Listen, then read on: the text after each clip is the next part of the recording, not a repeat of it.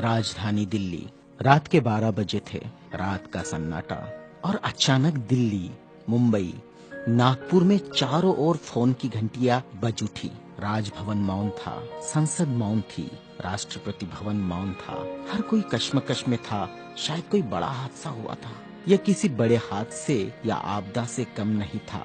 कोई अचानक हमें छोड़कर चला गया था, जिसके जाने से करोड़ों लोग दुख भरे आंसुओं से विलाप कर रहे थे। देखते ही देखते मुंबई की सारी सड़कें भीड़ से भर गई। पैर रखने की भी जगह नहीं बची थी मुंबई की सड़कों पर, क्योंकि पार्थिव शरीर मुंबई लाया जाना था और अंतिम संस्कार भी मुंबई में ही होना था। नागपुर, कानपुर, दिल्ली, चेन्नई, मद्रास, बेंगलोर, पुणे, नासिक और पूरे देश से मुंबई आने वाली रेलगाड़ियों और बसों में बैठने को जगह नहीं थी। सब जल्द से जल्द मुंबई पहुंचना चाहते थे और देखते ही देखते अरब सागर वाली मुंबई जनसागर से भर गई। कौन था यह शख्स जिसके अंतिम दर्शन की लालसा में जन सैलाब रोते बिलखते मुंबई की ओर बढ़ रहा था? देश में यह पहला प्रसंग था जब बड़े बुजुर्ग छोटे छोटे बच्चों जैसे छाती पीट पीट कर रो रहे थे।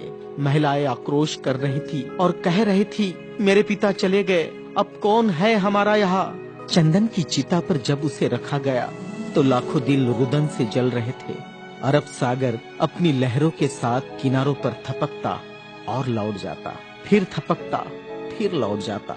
शायद अंतिम दर्शन के लिए वह भी जोर लगा रहा था। चिता जली और करोड़ों लोगों की आंखें बरसने लगी। किसके लिए बरस रही थी ये आंखें?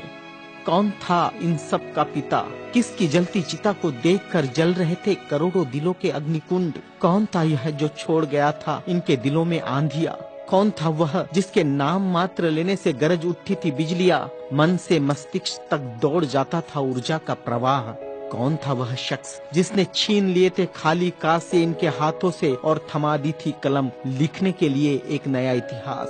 आंखों में बसा दिए थे नए सपने, ओठों पर सजा दिए थे नए तराने, धमनियों से प्रवाहित किया था स्वाभिमान अभिमान को, दास्यता की जंजीरें तोड़ने के लिए दिया प्रज्ञा का शस्त्र। चिता जल रही थी अरब सागर के किनारे और देश के हर गांव के किनारे में जल रहा था एक स्मशान।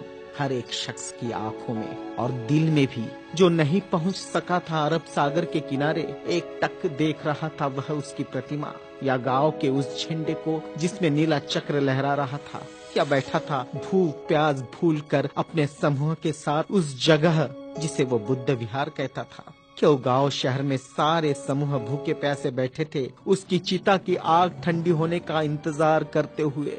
कौन सी आग थी जो वह लगाकर चला गया था? क्या विद्रोह की आग थी या थी वह संघर्ष की आग? भूखे नंगे बदनों को कपड़ों से ढकने की थी आग? असमानता की धज्जियां उड़ाकर समानता प्रस्थापित करने की आग? चवदार तालाब पर जलाई हुई आग अब बुझने का नाम नहीं ले रही थी। धू धू जलती मनुस्मृति धुएं के साथ खत्म हुई थी। क्या यह वह आग थी जो जलाकर चला गया था वह? सारे ज्ञानपीठ, स्कूल, कॉलेज मरुभूमि जैसे लग रहे थे। युवा युवतियों की कलकलाहट आज मौन थी। जिन्होंने हाथ में कलम थमाई, शिक्षा का महत्व समझाया, जीने का मकसद दिया, राष्ट्र प्रेम की ओतप्रोत भावना जगाई, वह युगंधर, वह प्रज्ञा सूर्य काल के कपाल से ढल गया था। जिस प्रज्ञा तेज ने चेहरे पर रोशनियां बखेरी थी, क्या वह अंधेरे में गुम हो रहा था? बड़ी अजीब कश्मकश थी। भारत का महान पत्रकार, अर्थशास्त्री, दूरदृष्टा क्या दृष्टि से ओझल हो जाएगा? सारे मिलों पर ऐसा लग रहा था जैसे हड़ताल चल रही हो। सुबह शाम आवाज देकर जगाने वाली धुआं भरी चिमनियां भी आज चुपचाप थी। खेतों में हल नहीं चला पाया किसान। क्यों? सारे ऑफिस, सारे कोर्ट, सारी कचहरियां सूनी हो गई, जैसे सूना हो जाता है बेटी के विदा होने के बाद बाप का आंगन। सारे खेतीहर मजदूर, किसान असमंजस में थे। ये क्या हुआ? उनके सिर का छत्र छीन गया। वह जो चंदन की चिता पर जल रहा है, उसने ही तो जलाई थी जबरान जोत।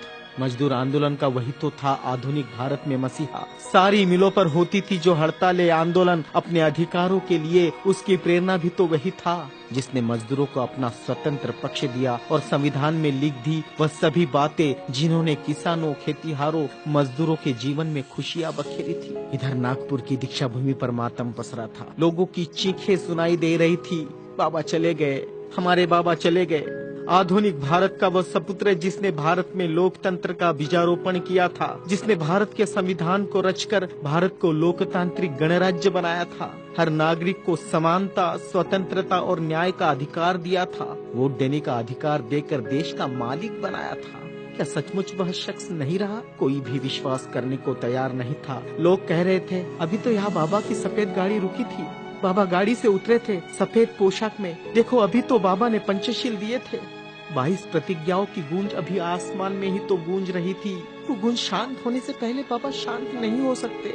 भारत के इतिहास ने नई करवट ली थी। जनसैलाब मुंबई की सड़कों पर बह रहा था। भारतीय संस्कृति में तुच्छ कहलाने वाली नारी, जिसे हिंदू कोड बिल का सहारा बाबा ने देना चाहा और फिर संविधान में उसके हक आरक्षित किए, ऐसी माँ बहनें लाखों की तादाद में स्मशान भूमि पर थी। यह भारतीय सड़ी गली धर्म परंपराओं के मुंह पर एक जोरदार तमाचा था, क्योंकि जिन महिलाओं को स्मशान जाने का अधिकार भी नहीं दिया, ऐसी 3 लाख महिलाएं बाबा के अंतिम दर्शन को पहुंची थी, जो अपने आप में एक विश्व विक्रम था। भारत का यह युगंधर, संविधान निर्माता, प्रज्ञा तेज, प्रज्ञा सूर्य, महासूर्य, कल्प पुरुष नव भारत को नवचेतना देकर चला गया, एक ऊर्जा स्रोत देकर, समानता, स्वतंत्रता, न्याय, बंधुता का पाठ पढ़ाकर।